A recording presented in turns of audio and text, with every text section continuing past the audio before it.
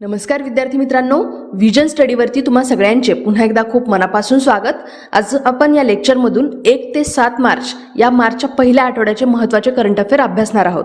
हे लेक्चर प्रश्नोत्तर स्वरूपातून असणार आहे आणि यातून आपण मार्चचा कंप्लीट एक पहिला आठवडा पूर्ण करणार आहोत। त्याच्यामुळे हे लेक्चर थोडंसं लेंथी असू शकतं, म्हणून थोडंसं पेशन्स ठेवून बसा।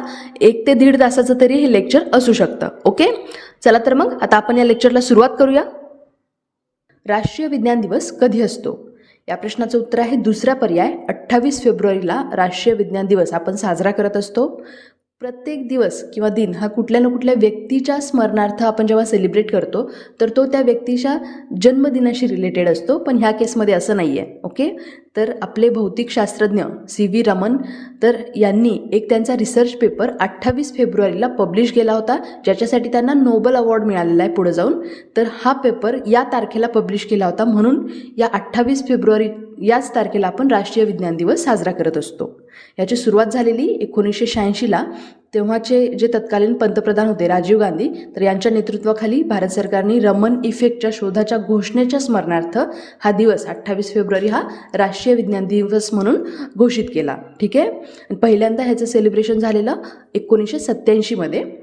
तर CV रमन म्हणजेच चंद्रशेखर वेंकटरामन यांच्या स्मरणार्थ किंवा यांच्या सन्मानार्थ आपल्या भारतामध्ये दरवर्षी 28 फेब्रुवारीला आपण हा दिवस साजरा करत असतो, कारण याच तारखेला त्यांनी त्यांचा रिसर्च पेपर नेचर या मॅगझिनमध्ये प्रसिद्धीसाठी त्यांनी पाठवला होता। ठीक आहे, मॅगझिनचं नाव लक्षात ठेवा, नेचर हे त्या मॅगझिनचं मासिकाचं नाव होतं। पुढे त्यांना ह्याच्याबद्दल नोबल अवॉर्डसुद्धा मिळालेला आहे आणि म्हणून आपण हा दिवस राष्ट्रीय विज्ञान दिन म्हणून पाळत असतो। या वर्षीची या दिनाची थीम होती global science for global wellbeing. ठीक आहे, आता आपण CV रमन यांच्याविषयी थोडक्यात माहिती बघू। CV रमन यांचं पूर्ण नाव आहे चंद्रशेखर वेंकटरामन। यांचा जन्म 7 नोव्हेंबर 1988ला झालेला आणि यांचं निधन झालं 21 नोव्हेंबर 1970ला। आणि हे प्रसिद्ध भारतीय भौतिकशास्त्रज्ञ होते। त्यांचा जन्म तिरुचिरापल्ली इथं झाला होता, त्यांचं एज्युकेशन चेन्नई इथं झालं आहे आणि त्यांनी कोलकाता युनिव्हर्सिटीमध्ये भौतिकशास्त्राचं प्राध्यापक म्हणून सुद्धा त्यांनी काम केलेलं आहे 1917 ते 1933 या पिरियडमध्ये। त्याच्यानंतर ते काही काळ बेंगलोरमध्ये सुद्धा राहिलेले।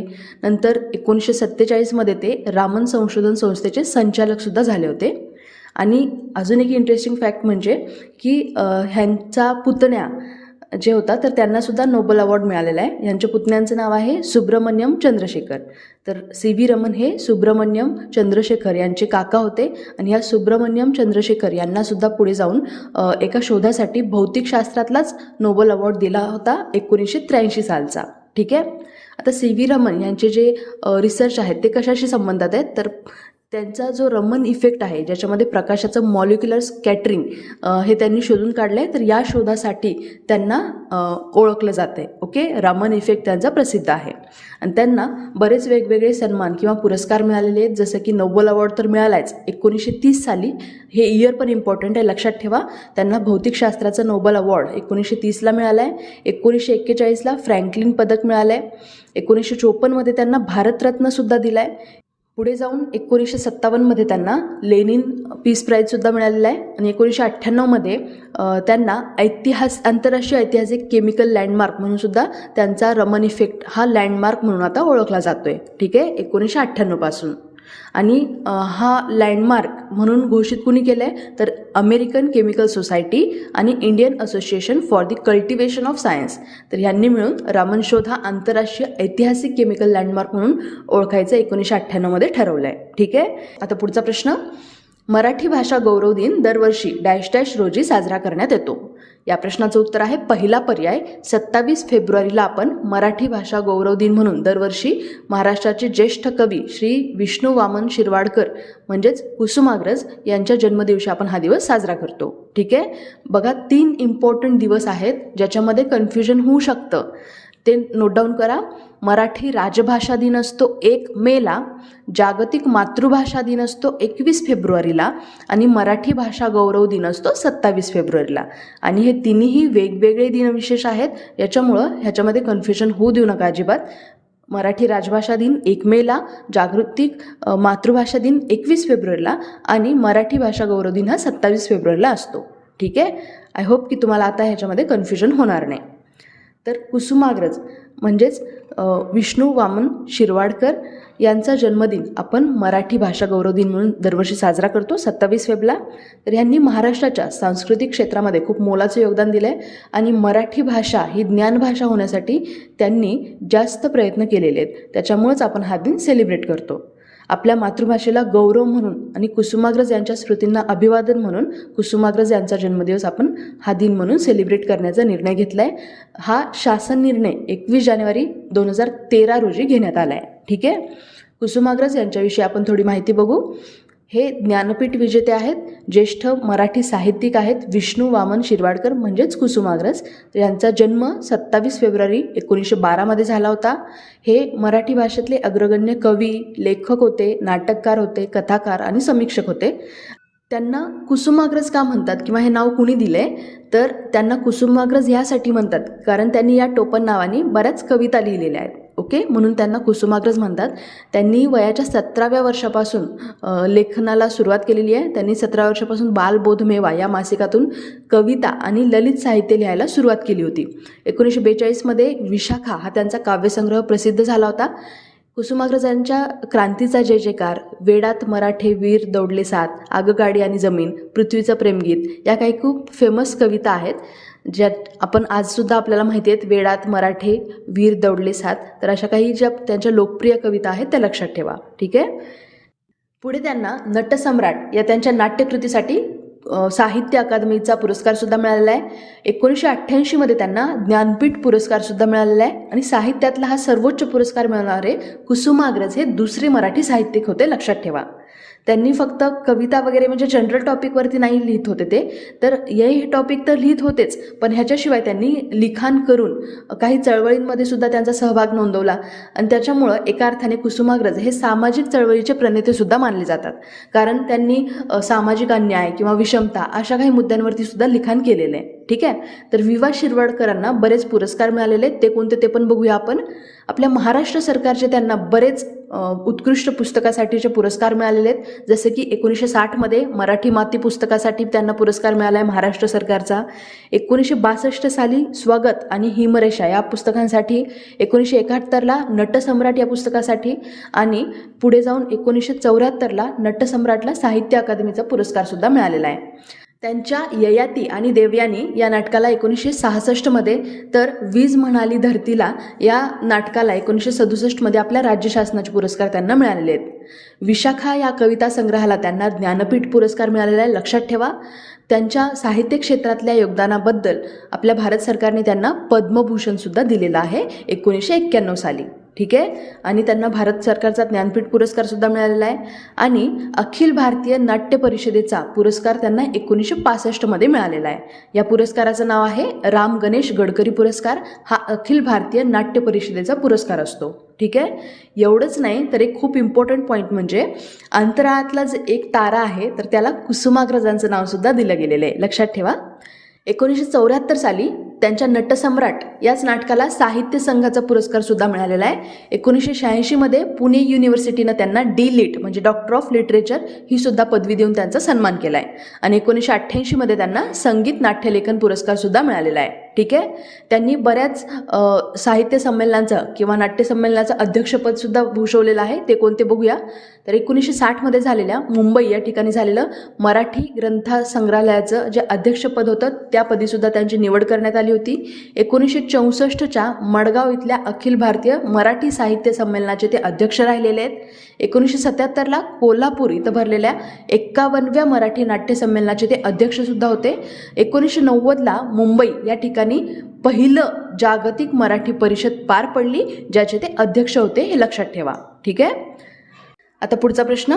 कोणत्या राज्यात प्रथमच दैनंदिन विधी करण्यासाठी मंदिरात देवतेला जिवंत सारखा यांत्रिक हत्ती समर्पित करण्यात आलाय? या प्रश्नाचं उत्तर आहे तिसरा पर्याय केरळ. तर केरळ या राज्याने पहिल्यांदाच तिथल्या एका मंदिरात दैनंदिन विधी करण्यासाठी जिवंत असल्यासारखा एक यांत्रिक हत्ती तिथल्या देवाला समर्पित केलाय. आता हे कुणाच्या मदतीनं केलंय तर पेटा या ऑर्गनायझेशनच्या मदतीनं. पेटा म्हणजे people for the ethical treatment of animals. आता थोडीशी खूप वेगळी आहे ही संस्था, कारण जसं काही हिंदूंनाच फक्त टार्गेट करायचं ठरवलं आहे बघा. अशा बऱ्याच ह्यांचे ट्विट असतात किंवा कमेंट असतात वेगवेगळ्या ठिकाणी की ज्या फक्त हिंदूला टार्गेट करतात. जसं की रक्षाबंधन जो आपला सण आहे, जो आपण कुठल्याही प्राण्यांना कुठलीही हानी न पोचवता आपण ते सेलिब्रेट करतो, त्याच्यावर सुद्धा अशी संस्था असं बोलते की रक्षाबंधन हा सण खूप चुकीचा आहे आणि यामध्ये ज्या राख्या बनवल्या जातात तर ते प्राण्यांच्या चामड्यापासून बनवल्या जातात. तर अशा पद्धतीचं आपल्या हिंदू सणालाही रिप्रेझेंट करते. आणि जे बाकीच्या धर्मांमध्ये जे प्राण्यांची हत्या होतात किंवा एखादा खास असा सण असतो, लाईक ज्या दिवशी हजारो लाखो बकरे एकाच दिवशी मारले जातात, एकाच दिवशी त्यांची कत्तल होते, तर अशा गोष्टींबद्दल ही संस्था कधीच काय बोलत नाही. ओके, आपल्या शिवाजी महाराजांनी सुद्धा आपल्याला म्हणजे धर्माचं रक्षण करायचं शिकवलंय आणि आपला तो अधिकार आहे, आपला तो हक्क आहे आणि आपण ते करायलाच पाहिजे. आणि आपण अशा संस्थांचा आपल्या धर्मामध्ये प्रवेश नाही होऊ द्यायला पाहिजे. ओके, यावर तुम्हाला काय वाटतं तर ह्याची प्रतिक्रिया सुद्धा तुम्ही कमेंटमध्ये कळवा. तर पेटा म्हणजे people for the ethical treatment of animals.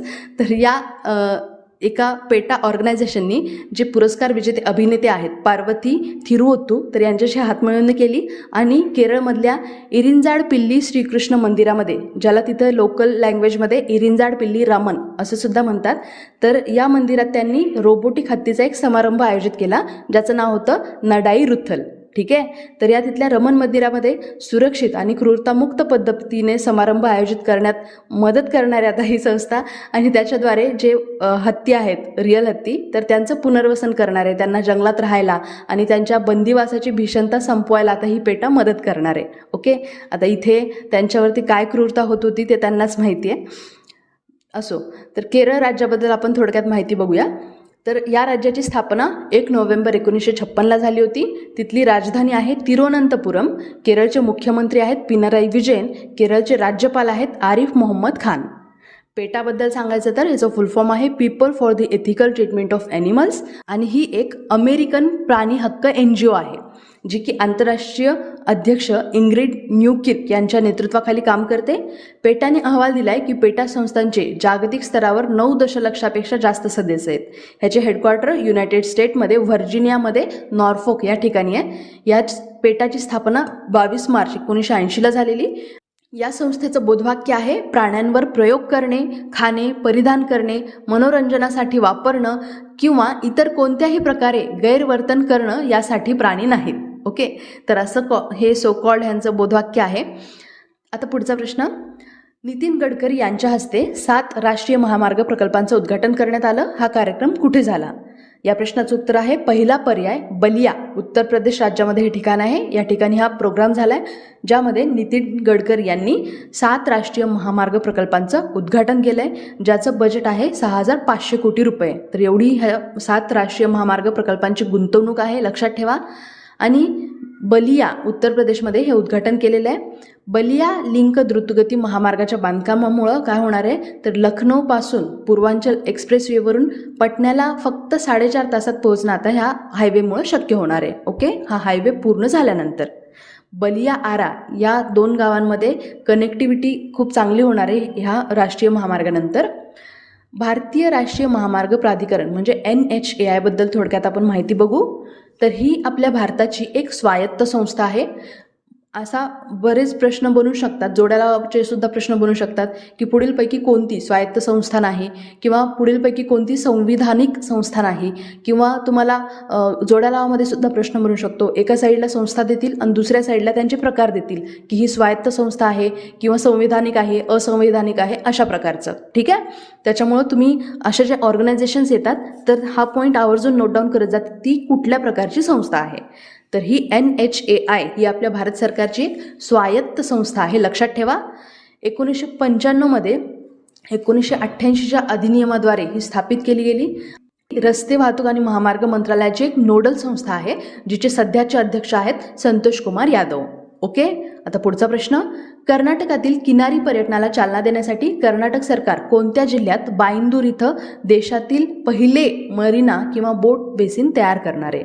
खूप महत्त्वाचा प्रश्न आहे हा, कारण देशातली पहिली मरीना बीच इथं तयार होणार आहे. या प्रश्नाचं उत्तर आहे तिसरा पर्याय उडुपी.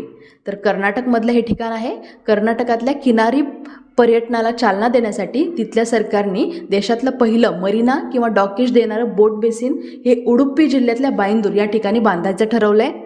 सरकार पुरातत्व विभागाकडून गंगा, कदंब, राष्ट्रकूट, चालुक्य आणि होयसाळ या राजवंशांचा इतिहास कलेक्ट करणार आहे आणि राज्यातल्या पर्यटनाला चालना देणार आहे या इतिहासाच्या माध्यमातून. ओके.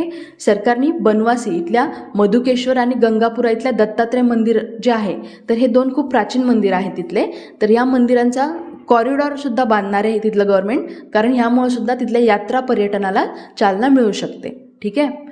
एवढंच नाही तर जे मान्यताप्राप्त पर्यटक मार्गदर्शक असतात म्हणजे जे गाईड असतात तर त्यांनासुद्धा 5,000 रुपये महिना मासिक मानधन देण्याची योजना ह्या सरकारने आखलेली आहे. ठीक आहे. कर्नाटकचे सध्याचे मुख्यमंत्री आहेत बसवराज बोम्मई, राज्यपाल आहेत थावरचंद गेहलोत आणि राजधानी आहे बेंगळुरू. कर्नाटकची स्थापना 1 नोव्हेंबर 1956ला झाली होती. आता पुढचा प्रश्न.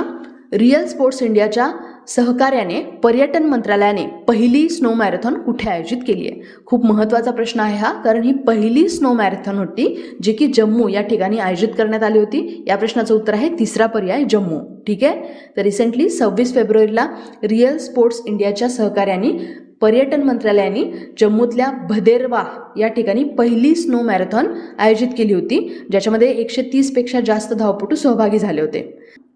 कोब्रा वॉरियर सराव कोणत्या देशात होणार आहे? या प्रश्नाचं उत्तर आहे दुसरा पर्याय UK हा कोब्रा वॉरियर नावाचा सराव यावर्षीचा होणार आहे. हा जो प्रश्न आहे कोब्रा वॉरियर यासंबंधी सगळी महत्त्वाची माहिती आपण 28 फेब्रुवारीला ऑलरेडी बघितली होती, पण तुमच्या एक्झाम जवळ येत आहेत आणि भारत आणि महत्त्वाचे लष्करी सराव ते कोणत्या देशासोबत होतात आणि त्यांची नावं काय आहेत यावरती आयोग प्रत्येक वेळी कोणत्या ना कोणत्या एक्झाममध्ये प्रश्न विचारत असतो. त्यामुळे ह्याचं रिव्हिजन व्हावं म्हणून मी परत एकदा हे इन्क्लूड केलेलं आहे. ठीक आहे. त्याबद्दल आपण अजून एकदा रिव्हिजन करून घेऊयात. तर भारताचा अमेरिकेसोबतचा जो सराव आहे तर तो आहे युद्धाभ्यास आणि वज्रप्रहार. भारत बांगलादेशमध्ये संप्रीती नावाची एक एक्सरसाइज होते. फ्रान्ससोबत शक्ती सराव गरुड आणि वरुण. इंडोनेशियासोबत गरुड शक्ती नावाचा सराव होतो. थायलंडसोबत मैत्री सराव. मंगोलियासोबत नोमॅडिक एलिफंट. जपानसोबत 2 महत्त्वाचे सराव होतात, धर्मा गार्डियन आणि वीर गार्डियन. ठीक आहे. भारत चीन यांच्या दरम्यान हँड इन हँड नावाची एक्सरसाइज होते. ओमानसोबत आपले 3 महत्त्वाचे सराव आहेत. एक आपली आर्मी आणि त्यांची आर्मी यांच्यामध्ये होतो, त्याचं नाव आहे अल नजाह. इंडियन नेव्ही आणि ओमानची नेव्ही यांच्यामध्ये नसीम अल बहर नावाचा सराव होतो. इंडियन एअरफोर्स आणि ओमानचं एअरफोर्स यांच्यामध्ये ईस्टर्न ब्रिज नावाचा सराव होत असतो. ठीक आहे. कझाकस्तानसोबत काजिंद नावाचा सराव होतो. नेपाळसोबत सूर्यकिरण.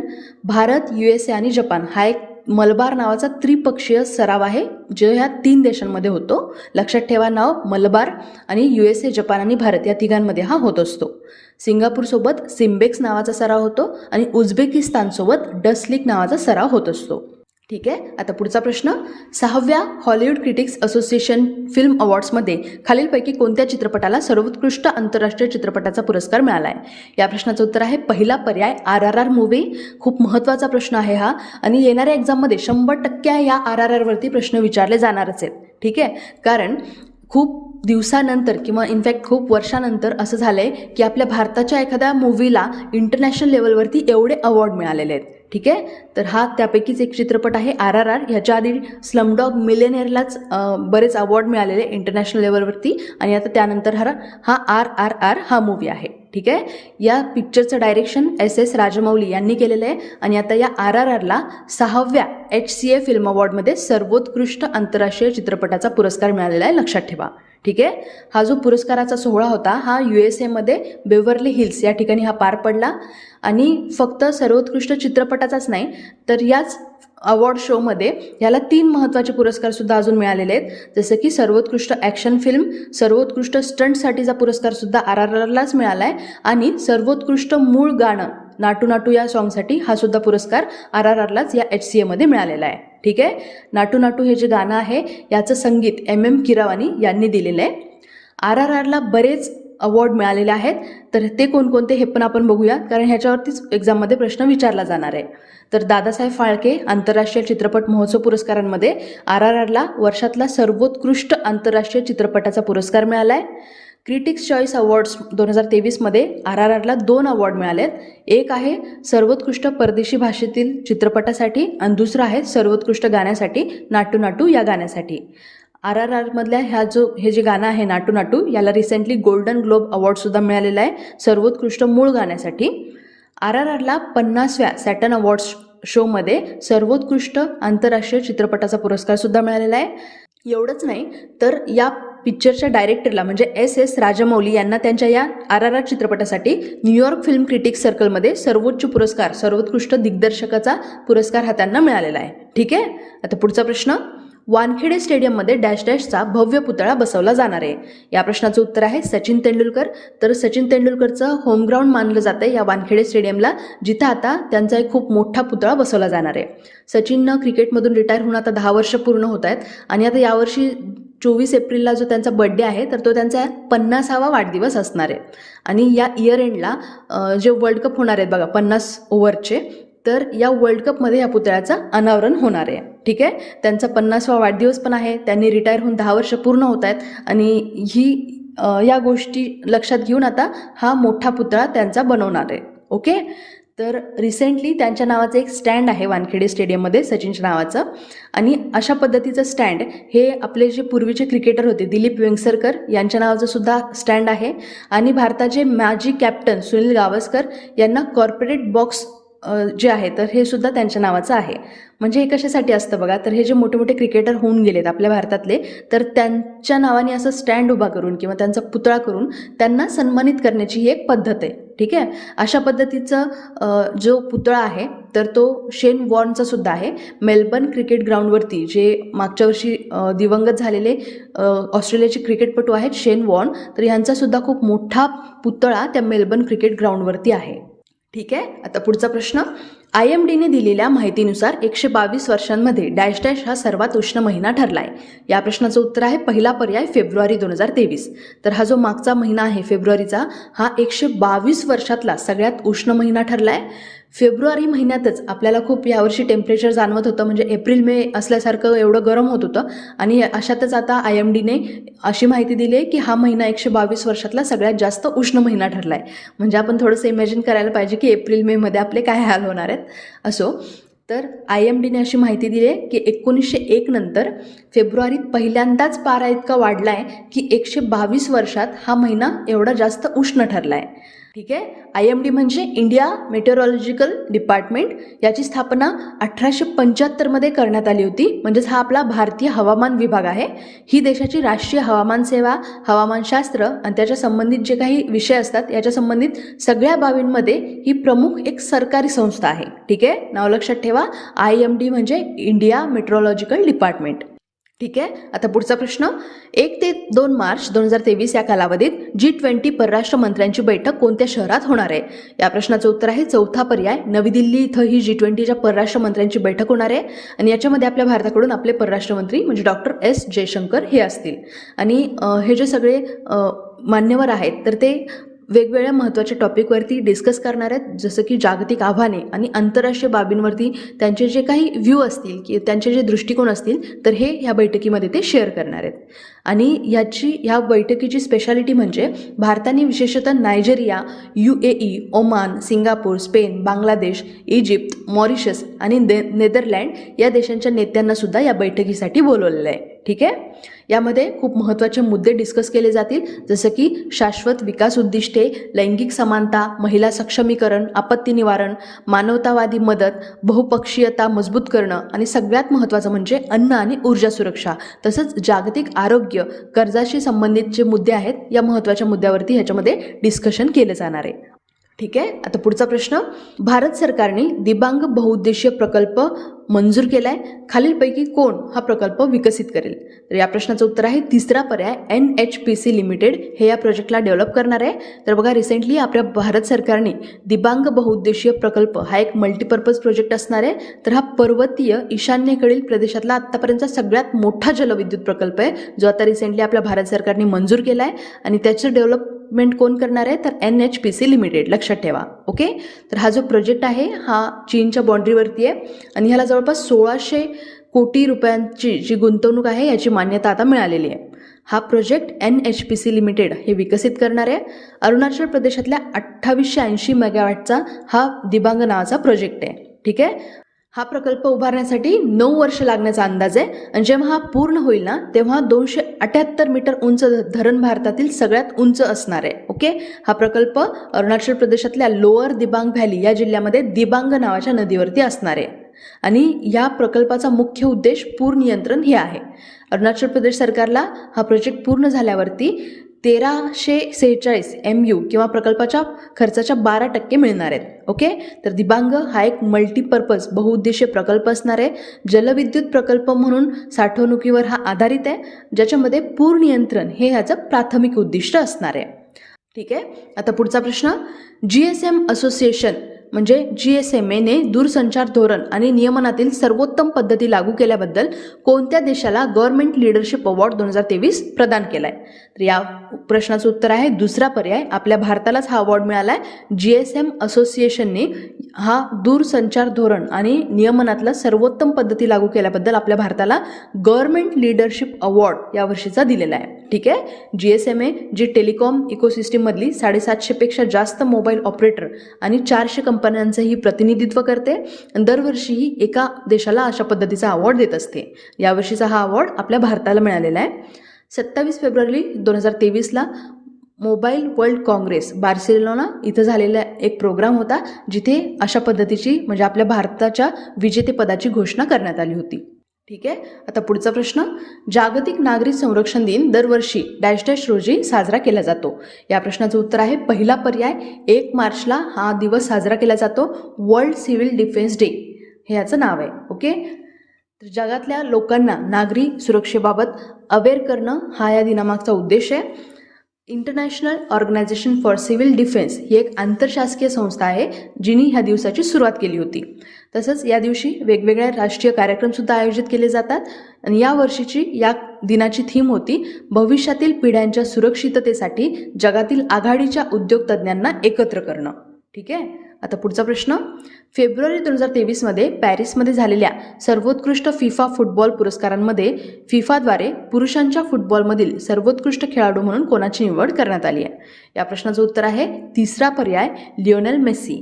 तर हे अर्जेंटिनाचे कॅप्टन आहेत लिओनेल मेसी. यांना यावर्षीचा हा पॅरिसमधला सर्वोत्कृष्ट फिफा फुटबॉल पुरस्कार मिळालेला आहे सर्वोत्कृष्ट खेळाडू म्हणून. ओके, तर मेसीनं ऑगस्ट 2021 ते डिसेंबर 2022 या पिरियडमध्ये पुरुषांच्या फुटबॉलमधील उत्कृष्ट कामगिरीसाठी त्यांना हा पुरस्कार मिळालेला आहे.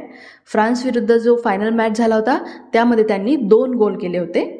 आणि सर्वोत्कृष्ट महिला खेळाडूचा पुरस्कार हा स्पेनच्या अलेक्सिया पुटेलास यांना मिळालेला आहे. ठीक आहे, आणि त्यांना हा पुरस्कार सलग दुसऱ्या वर्षी मिळालेला आहे, लक्षात ठेवा. ठीक आहे, आता पुढचा प्रश्न. अजून एक दिवस आहे इम्पॉर्टंट, शून्य भेदभाव दिन 2023 ची थीम काय आहे? तर या प्रश्नाचं उत्तर आहे चौथा पर्याय, सेव्ह लाईव्स डिक्रिमिनलाइज. हे यावर्षीच्या शून्य भेदभाव दिवसाची थीम होती. हा दिवस दरवर्षी 1 मार्चला साजरा केला जातो. हा पहिल्यांदा 1 मार्च 2014ला साजरा करण्यात आला होता. UNAIDS चे कार्यकारी संचालक मिशेल सिडिबे यांनी हा दिवस सुरू केला होता. यावर्षीची थीम होती सेव्ह लाईव्स डिक्रिमिनलाइज. लक्षात ठेवा, UNAIDS मुख्य लोकसंख्येचे गुन्हेगारीकरण आणि HIV ग्रस्त लोकांचे जीवन कसं वाचवता येईल याच्यावरती हा काम करत असतो. ठीक आहे, यासोबतच मागच्या वर्षाच्या थीमसुद्धा बघून घेऊयात. तर लास्ट इयरची या कार्यक्रमाची या दिनाची थीम होती remove laws that harm, create laws that empower. त्यापूर्वी 2021ची थीम होती एंड इनइक्वॅलिटीज. 2019ची थीम होती act to change laws that discriminate. ठीक आहे, FATFनी कोणत्या देशाचं सदस्यत्व काढून टाकलंय? या प्रश्नाचं उत्तर आहे दुसरा पर्याय, रशिया. खूप महत्त्वाचा प्रश्न आहे हा, कारण 1 वर्षापासून रशिया युक्रेन वॉर सुरू आहे आणि त्या बेसिसवरतीच FATFनी हे पाऊल घेतलेलं आहे. आता FATF बद्दल आपण थोडक्यात माहिती बघू. FATFचा फुल फॉर्म आहे फायनान्शियल ॲक्शन टास्क फोर्स. याची स्थापना झाली होती 1989 मध्ये. कशासाठी? तर मनी लॉन्ड्रिंगच्या ज्या समस्या होत्या त्याला आळा घालण्यासाठी याची स्थापना झाली होती. तेव्हा ह्याच्यामध्ये 16 सदस्य होते. पॅरिसमध्ये आयोजित केलेली एक G7 शिखर परिषद होती. त्या दरम्यान घेतलेल्या पुढाकारांनी या FATFची स्थापना करण्यात आली होती. लक्षात ठेवा, ही एक आंतरसरकारी संस्थांची संघटना आहे. ठीक आहे, सुरुवातीला ह्याच्यामध्ये मनी लॉन्ड्रिंगच्या प्रॉब्लेमला सामना करण्यासाठी, त्याला फेस करण्यासाठी 40 शिफारसींचा अहवाल सादर केला होता. पुढे जाऊन 2001मध्ये जो 9/11चा जो US वरती जो दहशतवादी हल्ला झाला, त्यानंतर वित्त पुरवठा विरुद्ध नियामक कारवाई करण्यासाठी या अहवालाचा विस्तार केला गेला. विविध लॉन्ड्रिंग टेक्नॉलॉजीजमुळं या शिफारसींचा परत 2003मध्ये अजून जास्त विस्तार करण्यात आला. पुढे परत 2012मध्ये जाऊन याच्यामध्ये खूप मोठ्या प्रमाणावर विनाशकारी शस्त्रांच्या जाहिरातीसाठी वित्त पुरवठा करण्यास विरोध करणं हे सुद्धा ह्या असे मुद्दे या शिफारसींमध्ये ॲड झाले. ठीक आहे. आणि FATFचं जे अध्यक्षीय अधिकार असतात हे दरवर्षी बदलत राहतात ह्याच्या 39 सदस्यांमध्ये. या 39 सदस्यांमध्ये 37 देश आहेत आणि 2 प्रादेशिक संघटनांचे प्रतिनिधित्व करणारे ह्या संस्था आहेत. ठीक आहे. आणि FATFचे हेडक्वार्टर आहे पॅरिसमध्ये, OECDच्या हेडक्वार्टरमध्येच. ठीक आहे. आता पुढचा प्रश्न, US चेंबर्स ऑफ कॉमर्सनी जारी केलेल्या आंतरराष्ट्रीय IP निर्देशांकात भारताचा क्रमांक कितवा? या प्रश्नाचं उत्तर आहे तिसरा पर्याय, 42वा रँक आहे इंटरनॅशनल इंटेलेक्च्युअल प्रॉपर्टी म्हणजे IP इंडेक्स 2023मध्ये. हा जो इंडेक्स आहे हा कुणी जारी केला आहे तर US चेंबर्स ऑफ कॉमर्सने हा जारी केला आहे. लक्षात ठेवा, याच्यामध्ये 55 आघाडीच्या जागतिक अर्थव्यवस्थांमध्ये आपल्या भारताचा 42वा क्रमांक आहे यावर्षी. पहिल्या नंबरवरती आहे US, दुसऱ्या नंबरवरती आहे UK आणि तिसरा आहे फ्रान्स. ठीक आहे. आता पुढचा प्रश्न, जागतिक स्तरावर पारंपरिक औषधांना प्रोत्साहन देण्यासाठी डॅश डॅश सरकार पारंपरिक औषधांवर पहिली B2B ग्लोबल कॉन्फरन्स आणि एक्स्पो आयोजित करतोय. या प्रश्नाचं उत्तर आहे दुसरा पर्याय, आसामनी अशा पद्धतीची पहिली पारंपरिक औषधांवरची B2B ग्लोबल कॉन्फरन्स आणि एक्स्पो आयोजित केलेला आहे. लक्षात ठेवा, खूप महत्त्वाचा प्रश्न आहे हा.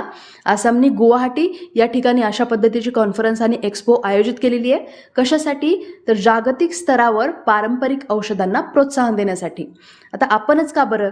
कारण भारत हा जगातला पारंपरिक औषधांचं केंद्र म्हणून आता उदयाला येत आहे आणि त्याच्या वाढत्या व्यवसायाने 22 अब्ज अमेरिकन डॉलरचा टप्पा सुद्धा आता गाठलेला आहे. तर जागतिक स्तरावर पारंपरिक औषधांना प्रोत्साहन देण्यासाठी आसाम सरकारने रिसेंटली गुवाहाटी इथं SCOच्या अंतर्गत पारंपरिक औषधांवरची पहिली B2B ग्लोबल कॉन्फरन्स आणि एक्स्पो आयोजित केलेली आहे. ओके. तर आसाम हे आपल्या नॉर्थ ईस्टकडचं एक खूप महत्त्वाचं राज्य आहे, ज्याची स्थापना 26 जानेवारी 1950ला झालेली. इथे 7 महत्त्वाचे नॅशनल पार्क आहेत, ज्याच्यापैकी रायमोना आणि दिहिंग पटकाई तर हे रिसेंटली नोटिफाय केलेले नॅशनल पार्क आहेत. लक्षात ठेवा, एकूण 7 नॅशनल पार्क कोणते तर मानस national park, Orang national park, Nameri national park, Kaziranga national park खूप महत्त्वाचा आहे, एकशिंगी गेंड्यांसाठी हे प्रसिद्ध आहे.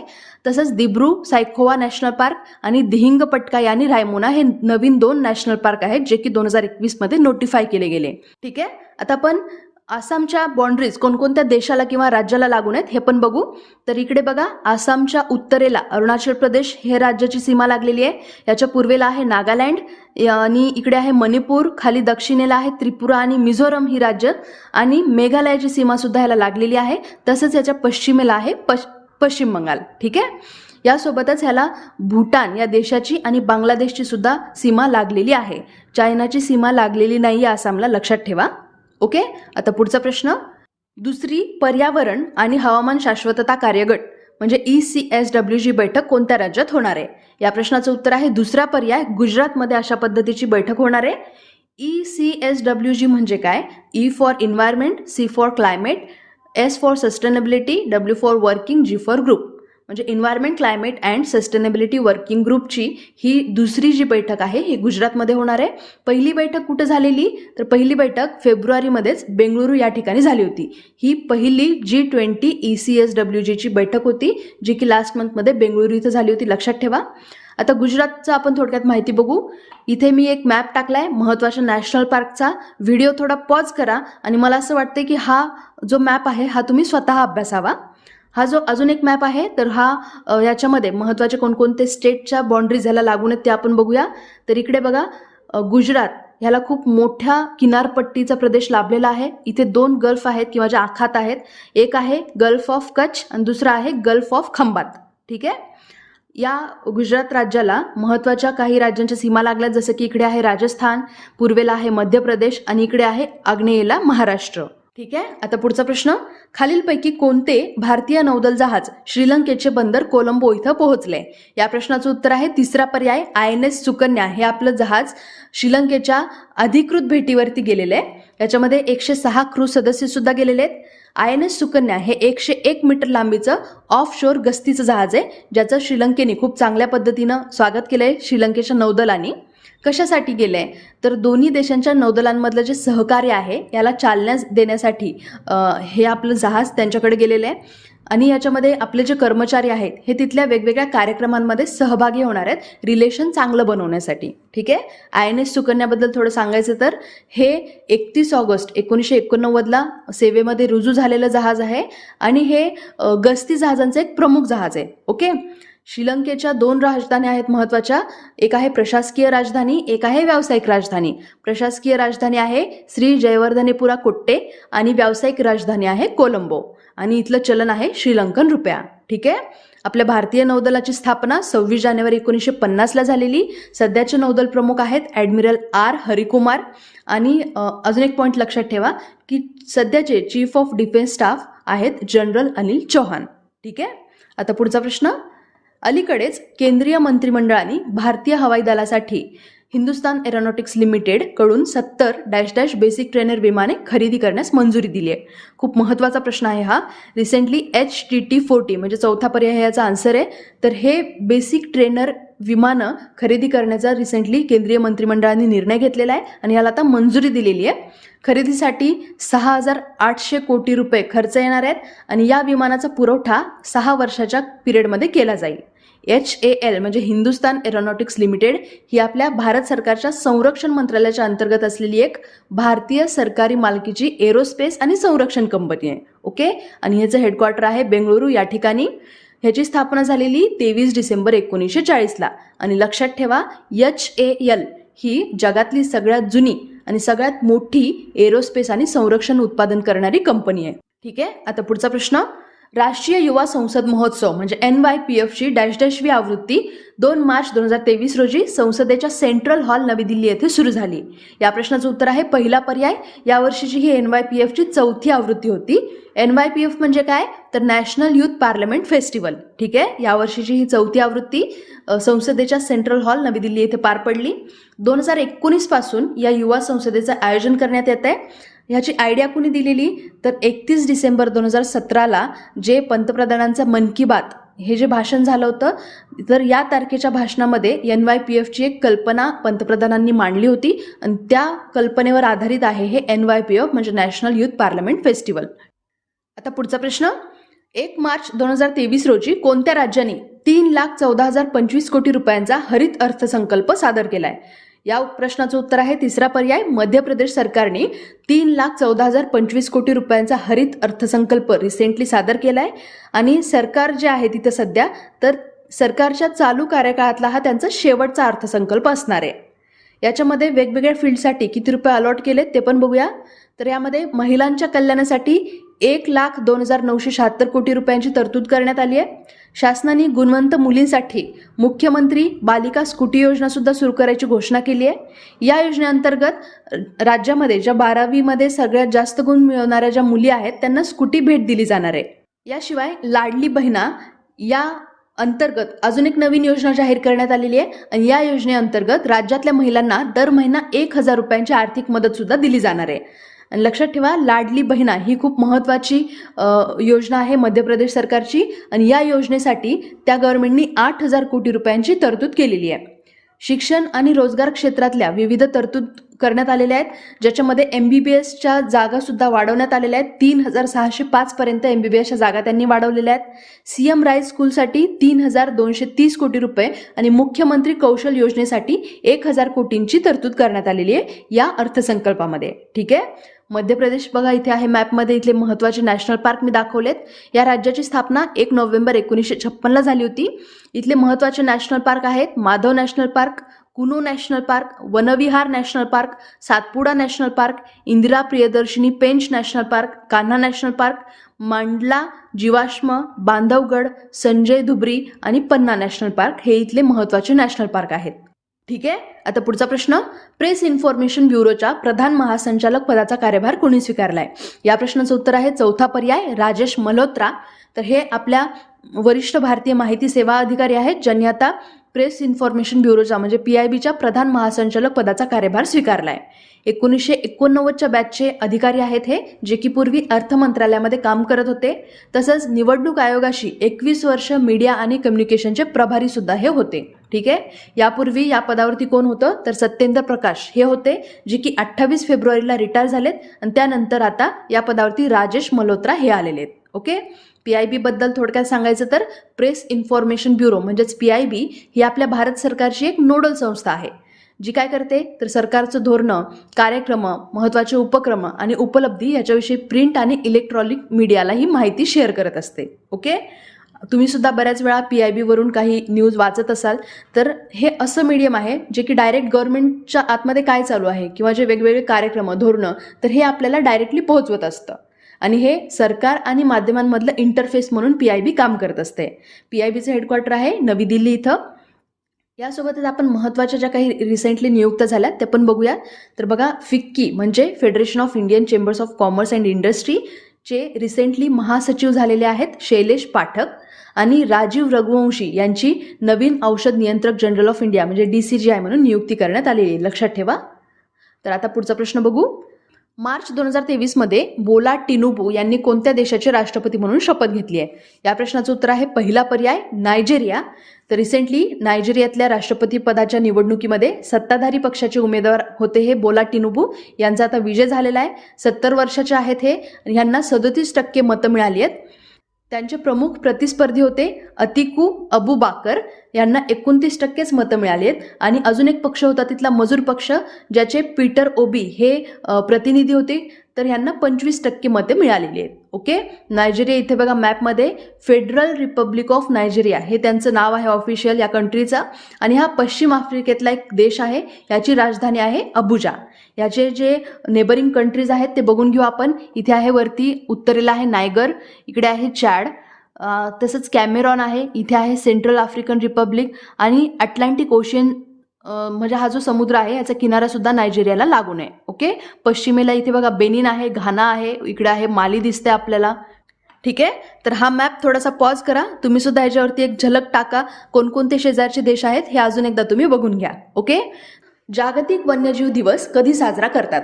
या प्रश्नाचं उत्तर आहे पहिला पर्याय, 3 मार्च. या दिवशी आपण जागतिक वन्यजीव दिवस साजरा करत असतो. तर आपण थोडक्यात या दिवसाबद्दल माहिती जाणून घेऊ. जागतिक वन्यजीव दिवस 2023ची या दिवसाची थीम होती पार्टनरशिप्स फॉर वाईल्ड लाईफ कन्झर्वेशन्स. आता याच दिवशी 3 मार्चलाच हा दिवस का बरं साजरा करतात? याचं एक कारण आहे, ते म्हणजे 3 मार्च 1973ला साईट्स नावाचा एक खूप महत्त्वाचा करार आहे. त्या कराराला 180 देशांनी मान्यता दिली होती. त्याच्यामुळेच 3 मार्च हा दिवस आपण जागतिक वन्यजीव दिवस म्हणून साजरा करतो. आता साईट्स म्हणजे काय तर convention on international trade in endangered species म्हणजेच साईट्स. तर या कराराला 3 मार्च 1973ला 180 देशांनी मान्यता दिली होती, म्हणून आपण याच दिवशी हा दिवस सेलिब्रेट करत असतो. आणि लक्षात ठेवा 1973 आणि आता चालू आहे 2023, तर ह्या गोष्टीला 50 वर्ष पूर्ण झालेले आहेत. म्हणजे या वर्षीचा हा 50वा वर्धापन दिन आहे. म्हणून एक्झाम पॉईंट ऑफ व्ह्यू हा प्रश्न खूप जास्त महत्त्वाचा आहे. ओके. पंतप्रधान मोदींनी नवी दिल्ली येथे रायसेना संवादाच्या कोणत्या आवृत्तीचं उद्घाटन केलंय? या प्रश्नाचं उत्तर आहे चौथा पर्याय, 8व्या आवृत्तीचं. म्हणजे हे 8वा रायसेना डायलॉग होतं, ज्याचं आता मोदींनी उद्घाटन केलंय. नवी दिल्ली या ठिकाणी हे पार पडलंय. तर 2 मार्च या दिवशी या 8व्या आवृत्तीच्या रायसेना डायलॉगला सुरुवात झालेली आहे आणि 3 दिवसाचा हा संवाद चालणार आहे. रायसेना डायलॉग तुम्ही बऱ्याच वेळा ऐकलं असेल, त्याला मराठीत आपण रायसेना संवाद असंही म्हणू शकतो. हे भारताची एक खूप प्रमुख परिषद असते. जिओ पॉलिटिकली आणि Jio strategic point of view सुद्धा ही खूप महत्त्वाची परिषद मानली जाते. ओके.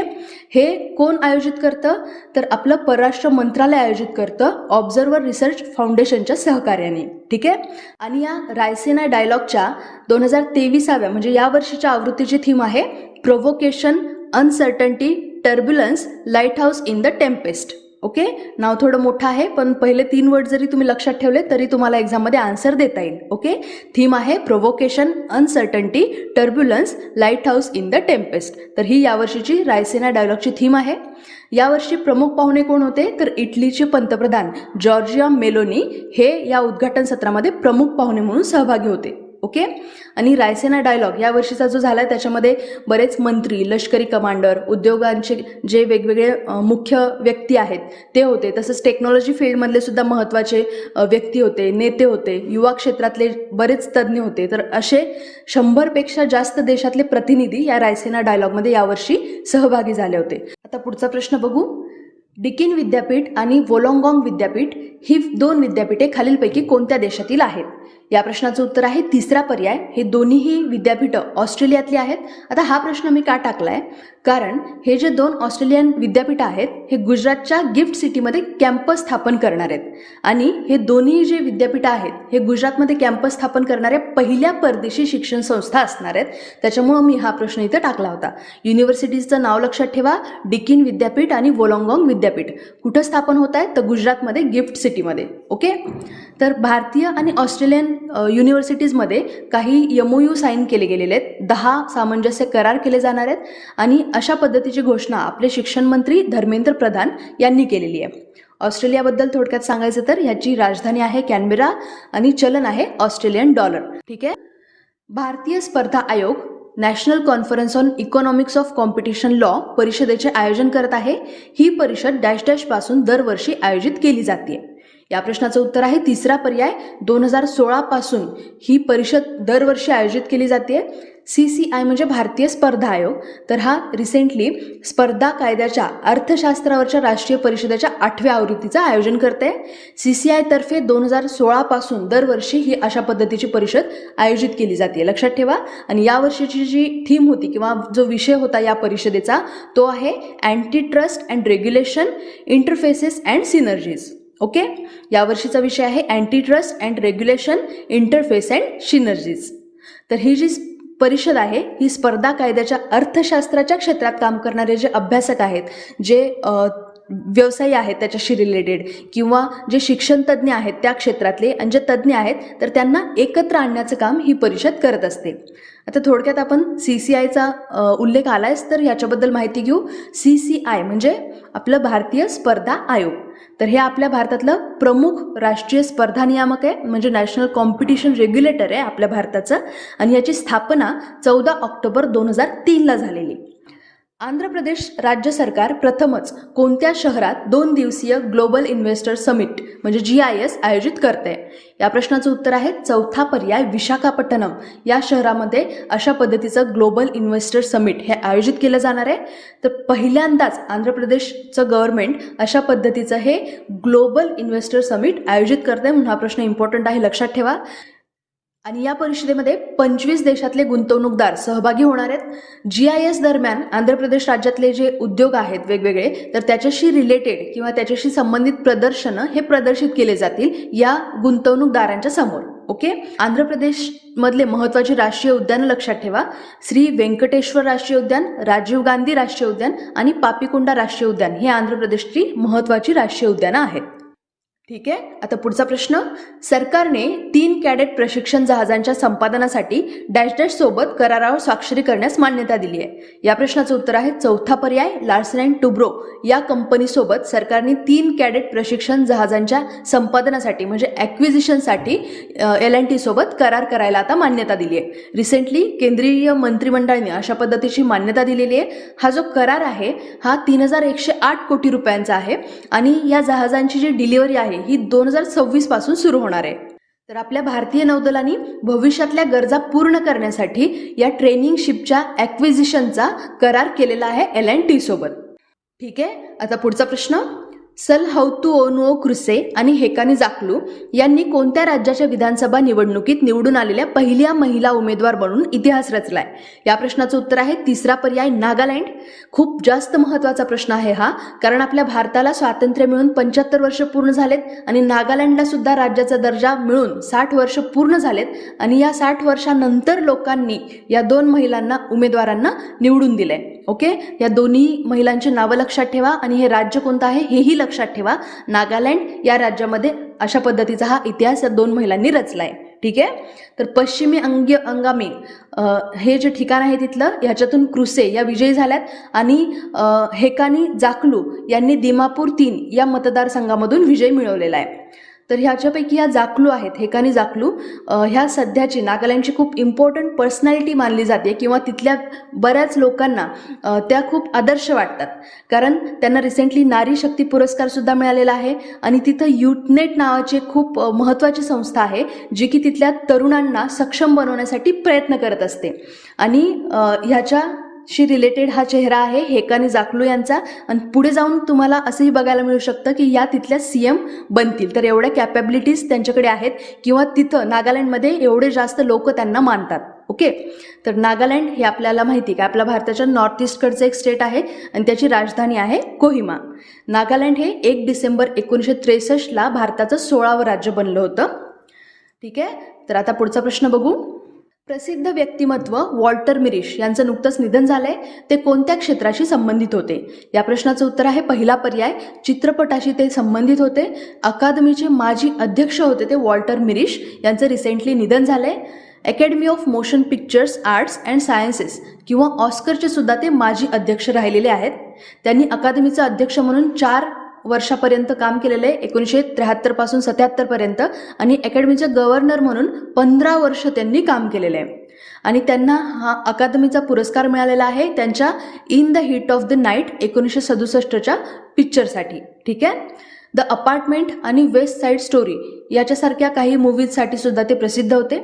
अकादमी पुरस्कार म्हणजेच ऑस्कर याबद्दल आपण थोडक्यात माहिती जाणून घेऊ. तर पहिला अकादमी पुरस्कार 1929 मध्ये आयोजित करण्यात आला होता आणि हा जगातला सगळ्यात जुना मनोरंजन फील्डमधला हा पुरस्कार सोहळा आहे, लक्षात ठेवा. ओके, तर academy of motion picture arts and science तर्फे हा पुरस्कार दिला जातो, म्हणून याला अकादमी पुरस्कार असं सुद्धा म्हणतात तिकडे, ज्याला आपण ऑस्कर असं ओळखतो. ठीक आहे. आता पुढचा प्रश्न.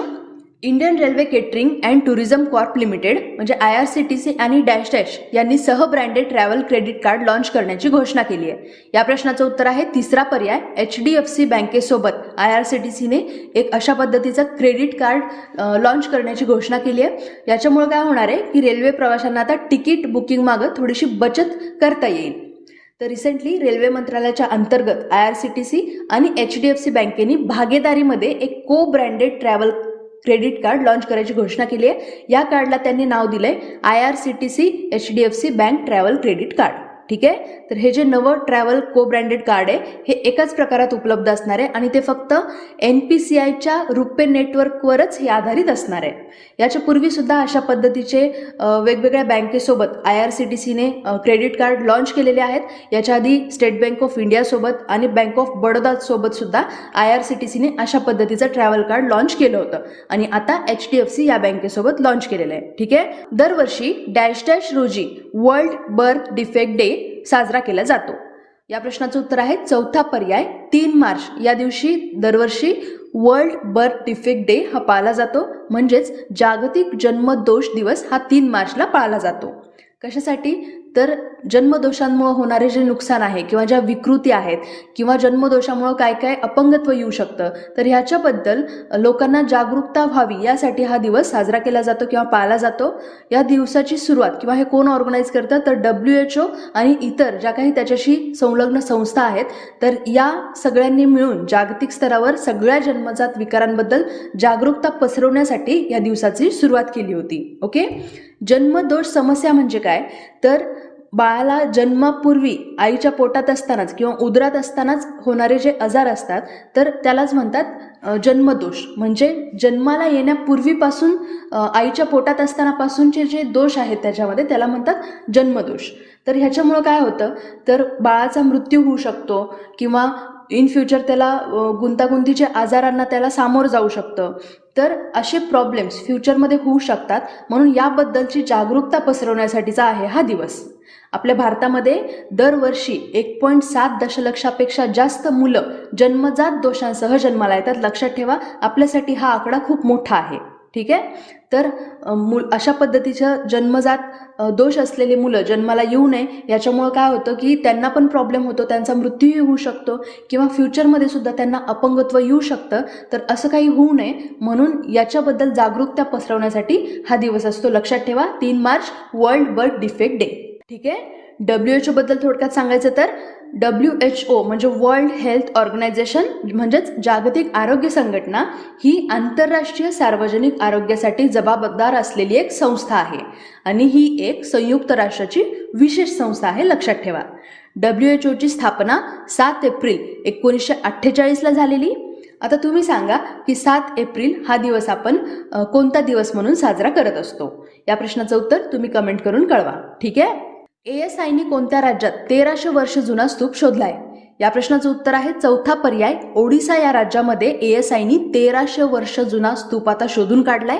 ASI म्हणजे काय तर आर्किओलॉजिकल सर्व्हे ऑफ इंडिया, ज्याची स्थापना झालेली 1861 मध्ये एका इंग्रज माणसाने याची स्थापना केली होती, ज्याचं नाव आहे अलेक्झांडर कमिंघम. सध्या ह्याचं हेडक्वार्टर आहे नवी दिल्ली या ठिकाणी. स्थापना लक्षात ठेवा 1861 मध्ये झालेली.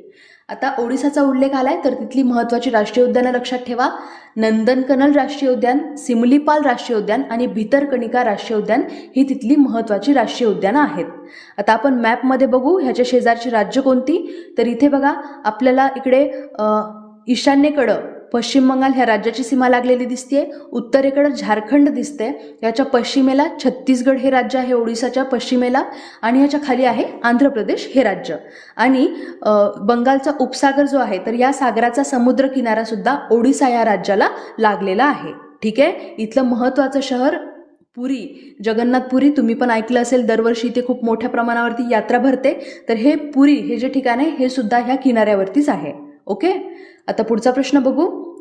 राष्ट्रपती द्रौपदी मुर्मू खालीलपैकी कोणत्या शहरात 7व्या आंतरराष्ट्रीय धर्मधम्म परिषदेचं उद्घाटन करतील? या प्रश्नाचं उत्तर आहे दुसरा पर्याय भोपाळ. तर मध्य प्रदेशमधल्या भोपाळ या ठिकाणी तिथे पण कुशाभाऊ ठाकरे सभागृहामध्ये रिसेंटली राष्ट्रपती द्रौपदी मुर्मू यांनी 7व्या आंतरराष्ट्रीय धर्मधम्म परिषदेचं उद्घाटन केलेलं आहे. ही परिषद कुणी आयोजित केली आहे तर इंडिया फाउंडेशननी Sanchi university of Buddhist Indic स्टडीजच्या सहकार्याने ही 3 दिवसाची परिषद आयोजित केलेली आहे.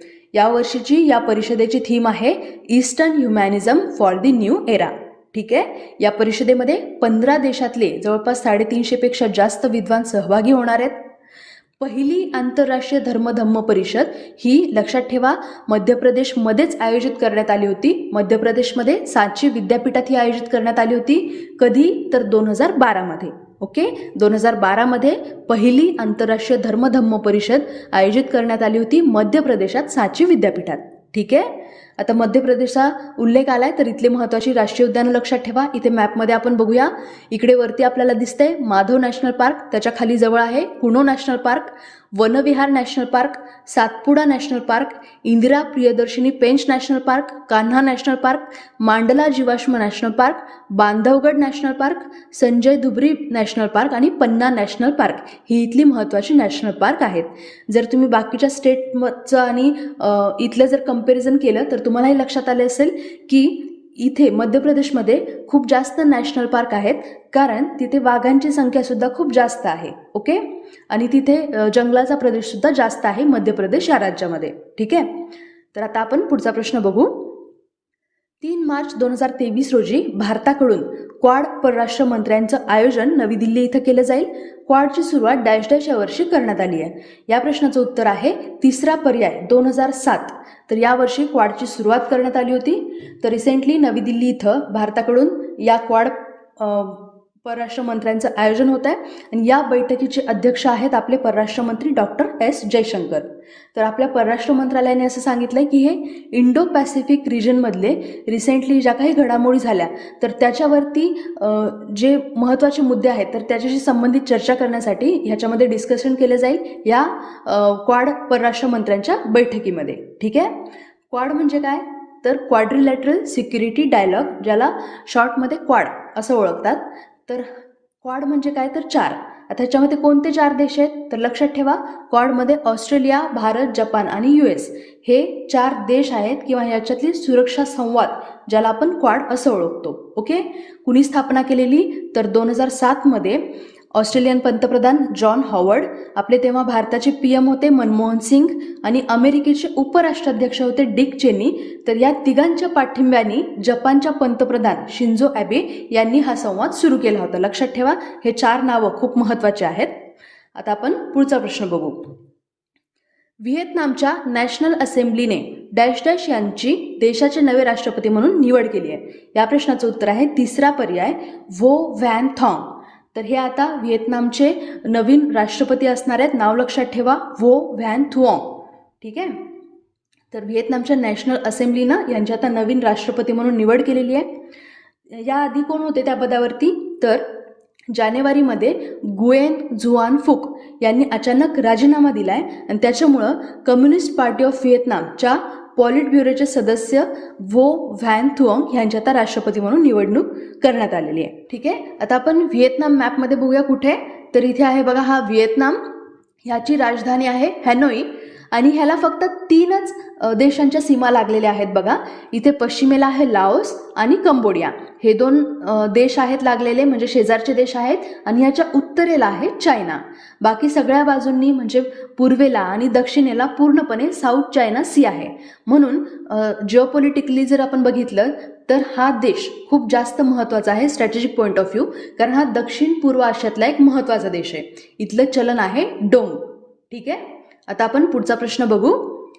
अलीकडेच पंतप्रधान नरेंद्र मोदी यांनी नवी दिल्ली इथे रायसेना संवादाच्या 8व्या आवृत्तीचं उद्घाटन केलंय. रायसेना संवादाच्या 2023 आवृत्तीची थीम काय आहे? या प्रश्नाचं उत्तर आहे तिसरा पर्याय provocation, uncertainty, turbulence, lighthouse in the tempest. आपण लास्ट लेक्चरमध्ये सुद्धा हा प्रश्न बघितला होता. थोडक्यात ह्या थीमचं रिव्हिजन व्हावं म्हणून मी हा परत एकदा प्रश्न टाकलेला आहे. तर रिसेंटली रायसेना डायलॉग चालू आहेत आणि याचं उद्घाटन पंतप्रधान नरेंद्र मोदी यांनी केलंय. लक्षात ठेवा, ही रायसेना डायलॉगची यावर्षीची 8वी आवृत्ती आहे आणि ज्याची थीम आहे provocation, uncertainty, turbulence, lighthouse in the tempest. हा जो संवाद आहे हा 3 दिवस चालणार आहे. इटलीचे पंतप्रधान जॉर्जिओ मेलोनी हे ह्याचे प्रमुख अतिथी असणार आहेत. आता रायसेना डायलॉगबद्दल थोडक्यात माहिती सांगायचं तर हा जो संवाद आहे तर ही एक बहुपक्षीय परिषद असते जी की दरवर्षी नवी दिल्ली इथं आयोजित केली जाते आणि 2016मध्ये ह्याची स्थापना झाली आणि तेव्हापासून ही परिषद जिओपॉलिटिक्स आणि Jio economics point of view भारताची एक खूप प्रमुख परिषद म्हणून ह्याच्यावरती खूप इम्पॉर्टन्स असतो. ठीक आहे, ऑब्झर्वर रिसर्च फाउंडेशन एक स्वतंत्र थिंक टँक भारताच्या परराष्ट्र व्यवहार मंत्रालयाच्या सहकार्याने ही परिषद आयोजित करत असतो आणि रायसेना हिलच्या नावावरूनच रायसेना डायलॉगचं नाव देण्यात आलेलं आहे. ठीक आहे, आता पुढचा प्रश्न बघू. पुसा कृषी विज्ञान मेळा डॅश डॅशद्वारे नवी दिल्ली इथं आयोजित केला जातो. या प्रश्नाचं उत्तर आहे तिसरा पर्याय भारतीय कृषी संशोधन परिषद म्हणजेच IARI हे दरवर्षी पुसा कृषी विज्ञान मेळा आयोजित करतोय. यावर्षी तो 2 ते 4 मार्च या पिरियडमध्ये नवी दिल्ली इथं पार पडलाय. पुसा कृषी विज्ञान मेळाव्याचे उद्घाटन केंद्रीय कृषी आणि शेतकरी कल्याण मंत्री नरेंद्र सिंग तोमर यांनी केलेले आहे. या वर्षीची या मेळाव्याची थीम होती nutritional food and environmental security through millets. आपल्याला माहिती आहे की हे जे वर्ष आहे 2023 हे इंटरनॅशनल मिलेट इयर म्हणून घोषित केलेलं आहे आणि त्याच्याशी रिलेटेडच ही या मेळाव्याची थीम आहे. लक्षात ठेवा, nutritional food and environmental security through millets. ठीक आहे, आता पुढचा प्रश्न. खालीलपैकी कोणत्या महिला हॉकी संघाने 13व्या hockey India senior woman national championship 2023 जिंकली आहे? या प्रश्नाचं उत्तर आहे दुसरा पर्याय मध्य प्रदेशच्या संघाने 13वी hockey India senior woman national championship जिंकलेली आहे यावर्षीची. लक्षात ठेवा, 2023ची ही चॅम्पियनशिप 13वी होती. आता ह्या ज्या टीम आहेत ना वेगवेगळ्या हॉकीच्या, तर ह्यांना अशी नावं असतात hockey Maharashtra, hockey Madhya Pradesh, hockey Odisha, तर अशा पद्धतीची नावे असतात. तर फायनलमध्ये कोण कोण गेलं होतं तर मध्य प्रदेश आणि महाराष्ट्र हे 2 टीम फायनलमध्ये गेल्या होत्या. तर याच्यामध्ये आपल्या महाराष्ट्राचा 5-1 पराभव झाला आहे, म्हणजे आपण रनरअप ठरलो आहे ह्या चॅम्पियनशिपमध्ये आणि पहिल्या नंबरवरती आहे मध्य प्रदेश. 3rd आणि 4th कोण होतं हे पण लक्षात ठेवा. तर हॉकी झारखंडने हॉकी हरियाणाला हरवून 3रं स्थान पटकावलंय, म्हणजे 3रा नंबर आहे झारखंडचा आणि 4था नंबर आहे हरियाणाचा. ठीक आहे, हॉकी इंडियानी चॅम्पियनशिप दरम्यान जे वेगवेगळ्या त्यांच्या जे कॅटेगरीज असतात त्याच्यानुसार वेगवेगळ्या व्यक्तींना सन्मानित सुद्धा केलं आहे. जसं की सोनल मिंच ह्या बेस्ट गोलकीपर म्हणून ह्यांना सन्मानित केलेलं आहे. त्या हॉकी झारखंडच्या आहेत, म्हणजे झारखंड टीमच्या आहेत त्या. हॉकी मध्य प्रदेशच्या प्रतिभा आर्या यांना बेस्ट डिफेंडर म्हणून सन्मानित केलं आहे. आणि हॉकी महाराष्ट्राच्या मानश्री नरेंद्र शेडगे यांना मिडफिल्डर म्हणून सन्मानित केलेलं आहे. तर असे वेगवेगळे सन्मान सुद्धा वेगवेगळ्या टीमच्या बेस्ट प्लेअरला देण्यात आलेले आहेत. ठीक आहे, आता आपण मॅपमध्ये बघू मध्य प्रदेशच्या शेजारचे स्टेट कोणकोणते आहेत. तर इथे बघा, सेंटरला आहे मध्य प्रदेश, खाली आहे म्हणजे दक्षिणेकडे आहे आपला महाराष्ट्र, आग्नेयेकडे आहे छत्तीसगड, वायव्येकडे आहे राजस्थान आणि ईशान्येकडे आहे उत्तर प्रदेश. याच्या पश्चिमेला थोडीशी गुजरातची सीमा सुद्धा मध्य प्रदेशला लागून आहे. मध्य प्रदेशमध्ये 2 महत्त्वाच्या नद्यांचा उगम होतो, तापी आणि नर्मदा यांचा उगम होतो मध्य प्रदेशमध्ये. आणि त्या पश्चिम वाहिनी 2 नद्या आहेत प्रमुख, ज्या की आपल्या महाराष्ट्रातून पण जातात आणि पुढे जाऊन त्या अरबी समुद्राला मिळतात. ठीक आहे, आता आपण पुढचा प्रश्न बघू. आशियाई बुद्धिबळ महासंघाने कोणाला वर्षातील सर्वोत्तम खेळाडूचा पुरस्कार देऊन सन्मानित केले? या प्रश्नाचं उत्तर आहे दुसरा पर्याय डी गुकेश. तर डी गुकेश हे आपले भारतीय ग्रँडमास्टर आहेत. यांना आशियाई बुद्धिबळ महासंघाने म्हणजेच एशियन चेस फेडरेशननी वर्षातला सर्वोत्तम खेळाडूचा पुरस्कार दिलाय. इतर सुद्धा जे पुरस्कार विजेते आहेत ते आपण बघून घेऊ. तर अखिल भारतीय बुद्धिबळ महासंघ म्हणजे ऑल इंडिया चेस फेडरेशन, तर यांना मोस्ट ॲक्टिव्ह फेडरेशनचा अवॉर्ड मिळालाय. तामिळनाडूचे मुख्यमंत्री के स्टॅलिन यांना वर्षातल्या सर्वोत्तम पुरस्कारांनी सन्मानित केलंय. कशासाठी? तर त्यांनी लास्ट इयरला ऑगस्टमध्ये फाईड चेस ऑलिम्पियाडचं यशस्वी आयोजन केलं होतं, त्याच्यामुळे त्यांना हा अवॉर्ड मिळालेला आहे. यासोबतच कोनेरू हम्पी, डी हरिका, आर वैशाली, तानिया सचदेव आणि भक्ती कुलकर्णी यांना भारतीय महिला संघाला कांस्य पदक जिंकल्याबद्दल वर्षातील महिला संघ म्हणून गौरवण्यात आले. यासोबतच ग्रँडमास्टर RB रमेश यांना सर्वोत्तम पुरुष प्रशिक्षक आणि ग्रँडमास्टर अभिजित कुंटे यांना महिला प्रशिक्षक पुरस्कार देण्यात आलेले आहेत. ठीक आहे, आता पुढचा प्रश्न. टाटा स्टील मायनिंग लिमिटेडने त्यांच्या कामकाजात कार्बन फुटप्रिंट कमी करण्यासाठी खालीलपैकी कोणाशी सामंजस्य करार केलाय?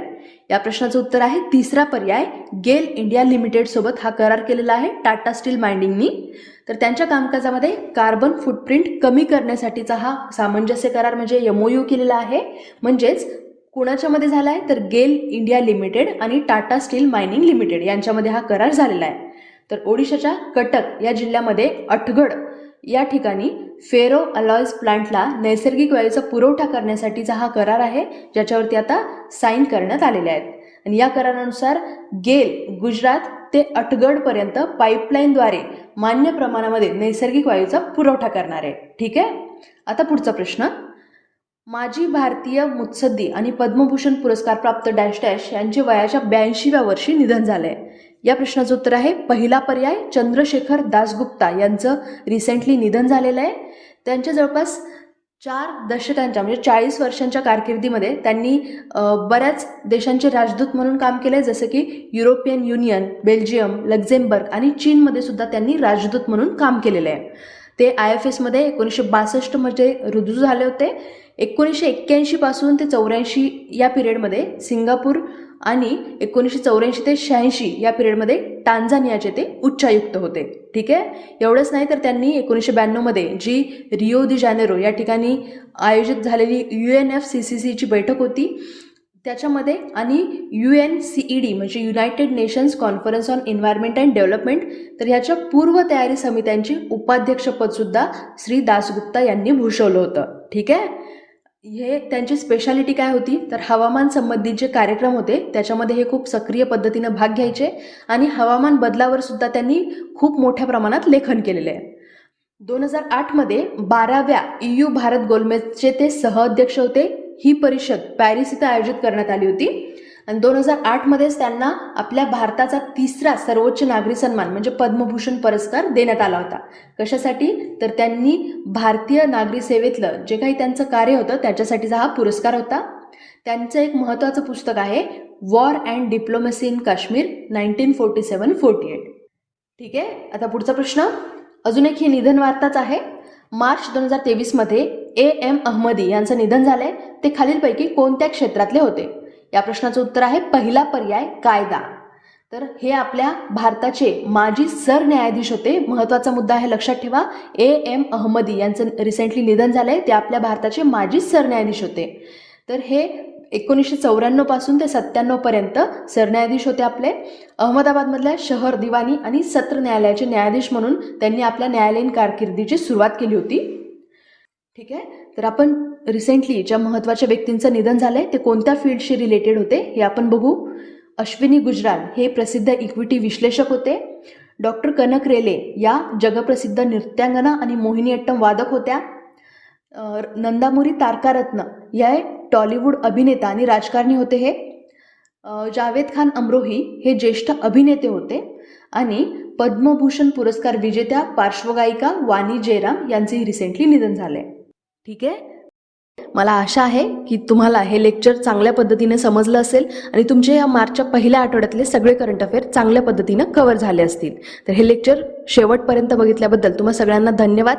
आणि जाता जाता एक सांगायचं होतं की जर हेच लेक्चर तुम्हाला रोजच्या रोज बघायचे असतील तर तुम्ही विजन गव्हर्नमेंट जॉबवरती मला फॉलो करू शकता. तिथं मी हे लेक्चर्स रोज त्या दिवशीच अपलोड करत असते. ठीक आहे. चला तर मग भेटूया आपण अशाच येणाऱ्या पुढच्या लेक्चरसोबत. जय हिंद, जय महाराष्ट्र. धन्यवाद.